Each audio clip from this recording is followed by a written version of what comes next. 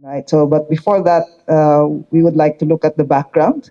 The Gas Policy Development Project was started or initiated during in 2018.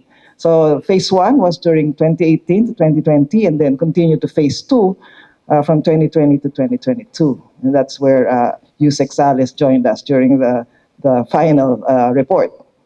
Both phases were funded by the U.S. Department of State and implemented by the UP Statistical Center Research Foundation Incorporated, or UPSCRFI.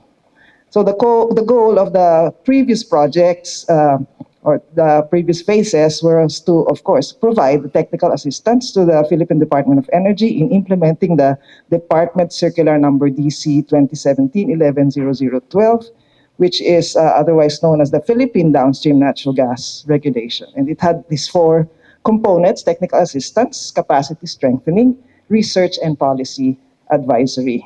Okay? And these are the major accomplishments of phases one and two. So in phase one, we developed the investor's guide, and as well as the financial and technical recommendations for the review of applications from prospective players in the LNG industry. And of course, market profiling. There was a market profiling study with emphasis on the use of LNG for power to power economic zones. In phase two, in cooperation with the Department of Energy, we updated the natural gas development plan, and we also generated the GPDP's proposed regulatory process, wherein we identified, global standards that needed to be incorporated into our Philippine national standards, as well as ways or recommendations on how to make business easier. And then there was, again, a market profiling study to identify potential natural gas users in special economic zones. And we did some research on power and non-power applications of natural gas. Okay, in addition to that, we also conducted several capacity building sessions for our regulatory agencies. So I'm glad to see here again. And we also completed a lot of research studies, and we also launched the GPDP website, which serves as a repository of the reports and outputs of GPDP phases 1 and 2.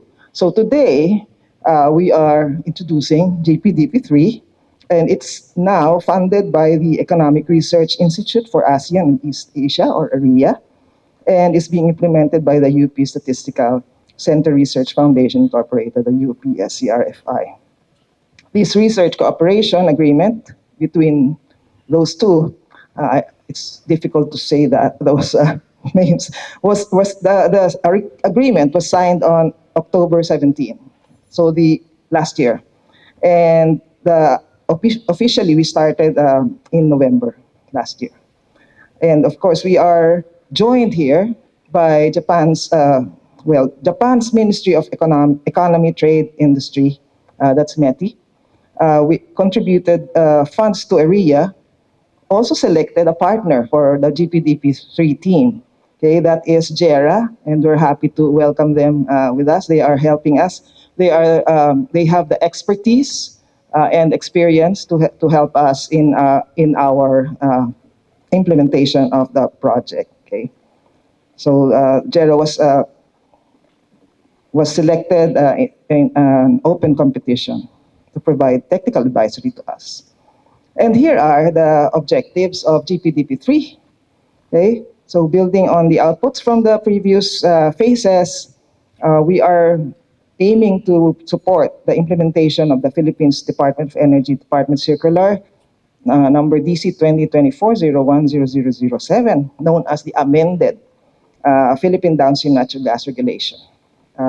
And we are doing this to complete and finalize a regulatory framework for the downstream natural gas industry, and to continue to build the capacity of our regulators, as well as to provide evidence-based data through our research and technical inputs for policymaking and sectoral planning. So again, we have four components, and this time those four components include the regulation creation, and research, capacity building, and policy advisory.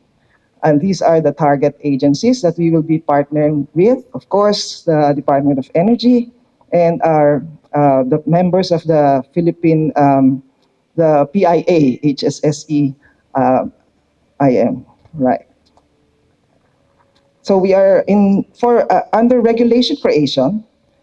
We aim to draft the PDNGI codes of standard practice, okay, for the design, construction, operation, and maintenance of facilities of the LNG storage and regasification terminal code, the transmission and distribution system codes, and the third-party access code.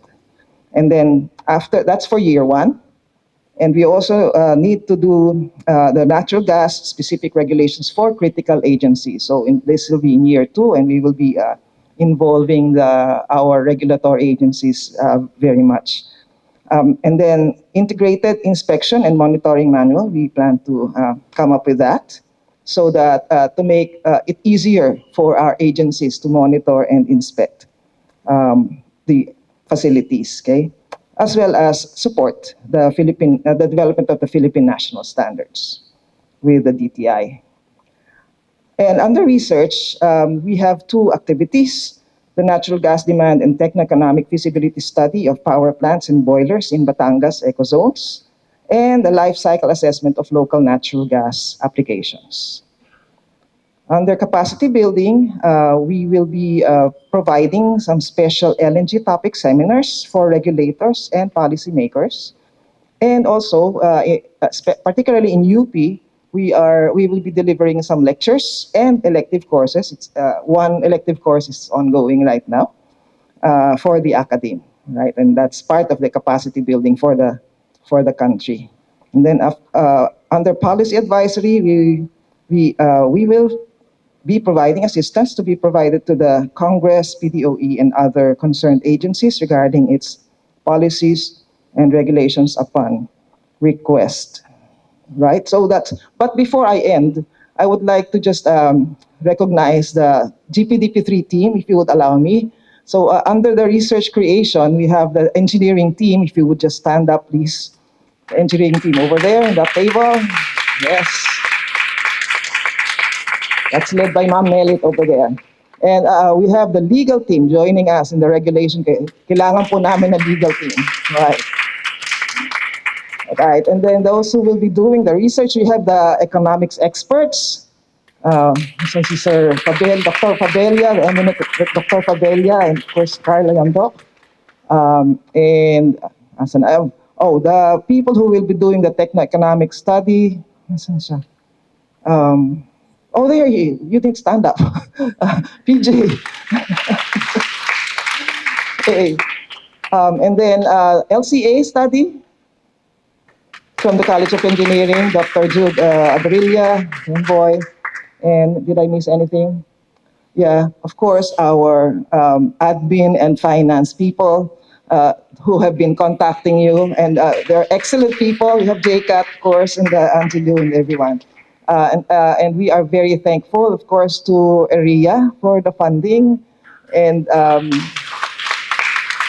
of course, UPSCRFI for trusting us again, Dean Lance. And we're also very thankful to the Japanese embassy, the Embassy of Japan. Shino-san was the one who brokered everything so that we could go forward with this GPDP. So again, thank you very much and good morning.